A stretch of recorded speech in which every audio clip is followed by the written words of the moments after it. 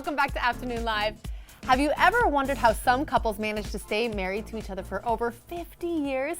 It is not easy, but it's possible. So here to help us create and sustain a relationship that lasts a lifetime, we welcome back couples therapist Megan Meganson is back. How are you? How have you been? Doing great. Yeah, Good. enjoying the summer. Yes, well, 50 years, and we're talking 50 years, there are those couples, and you look up to them so much, and they That's make right. it look easy sometimes, They but can. you know it's not. So my advice today is actually coming from someone in my personal life. My in-laws, Joe and Cindy, were married 50 years in June. Oh, in-laws? So, yes, Okay, yes. My mother-in-law, mother-in-law and father-in-law sweet. married 50 years. So, you know, being the good couples therapist I am, I had to interrogate them Yes. about what was it? You know, what were their thoughts about the things that really helped them sustain a relationship for such a long amount of time. And they had so many wise and profound things to share. I wanted to come and share them with you. Happy anniversary to them. Yes, So that's happy huge, anniversary. 50. Yeah. So what was their number one thing? Well, their first piece was trust. And at first I was like, okay, trust, you know, like that Of course. it seems so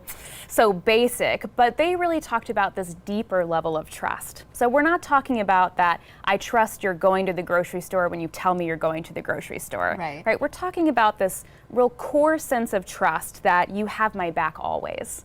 Right, that our relationship is the priority in our life. When we have this deep, deep sense of trust in our partner and of our commitment to this relationship, the little things in life that are difficult become easier to manage because we know we have each other's back. What if you don't have that trust and you know it's something that, or you just need to work on it? Yeah. What are some things you can do to work on Well, that? call me right away, Yes, right? So 'cause we that's can a get big you one. into couples therapy because there could be a million factors that are contributing to the reasons why you don't have that core sense of trust. So I would say do some couples therapy, read a relationship enrichment book, do something that will help you really talk about the things that matter. Number two. So number two is shared values. And this is a really interesting one because I have a lot of couples who come into the practice. And when we start talking about shared values, we realize that they haven't talked about this before. Right. They got married before talking about, you know, what's our spiritual belief system? Do we want to have kids? Where do we want to live? What kind of careers do we want to have? These are big life questions that you really need to share some fundamental values with for your partner. For Joe and Cindy, spirituality has been a core component that's kept them united throughout their relationship. And I think it's a good reminder that we don't have to have all of the same core values, but we need to have enough that we really share a fundamental understanding of what life is all about with our partners. For me, I've always said it's one less fight.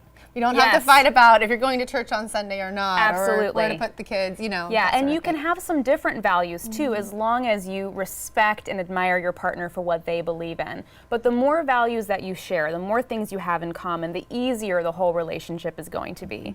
Then you say friendship. It all goes back to being friends. Right, so the third core component here is friendship. And again, sounds silly, but I work with a lot of couples who do not like each other. I believe it. You know, I they're, know a lot they're of good couples at, that don't like each other. I mean, Yeah. they're good at co-parenting, they're good at managing the business of life, but you know, if I ask them who they want to hang out with on a Saturday, it's often not their partner. And Joe and Cindy were so clear about this. You know, the thing that's kept them together for 50 years is the fact that they want to be together for 50 more years. They really like each other and enjoy spending time together.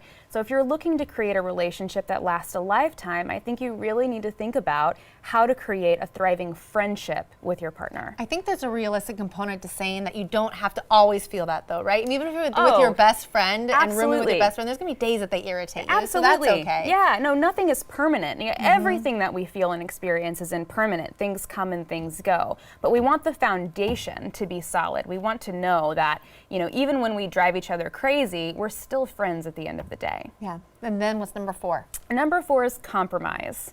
And I was surprised to hear Joe and Cindy talk about this Yeah. one because Joe said something I thought was really powerful. He said, one of the most important lessons I've learned in this marriage is that I'm never right and she's never wrong. And she's never right and I'm never wrong. And it really speaks to the dichotomy that we get trapped in our marriages, right? That either I'm right or you're wrong. It's one or the other. It's black or white. And if we're stuck in this right or wrong mentality, it really blocks us from being able to think about what our partner needs and how I can contribute to you meeting your needs. If we're doing that for each other, I'm looking out for you and you're looking out for me, we're going to have a solid relationship. I want to meet them. They sound so sweet. They're awesome. And then they say positivity is the last Privileging the one. positive. Yes, you know, life is hard.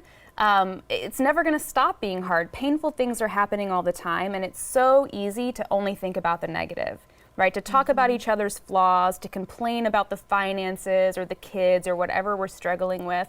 But if we can push that all aside and just focus on what's going well in our life, chances are you're going to have a beautiful relationship. Your husband has great parents. He has great Good parents. role models indeed. right there Yes. for you guys. Thank you so much. Absolutely. And for more information on Megan, we'll have it on our website at katu.com.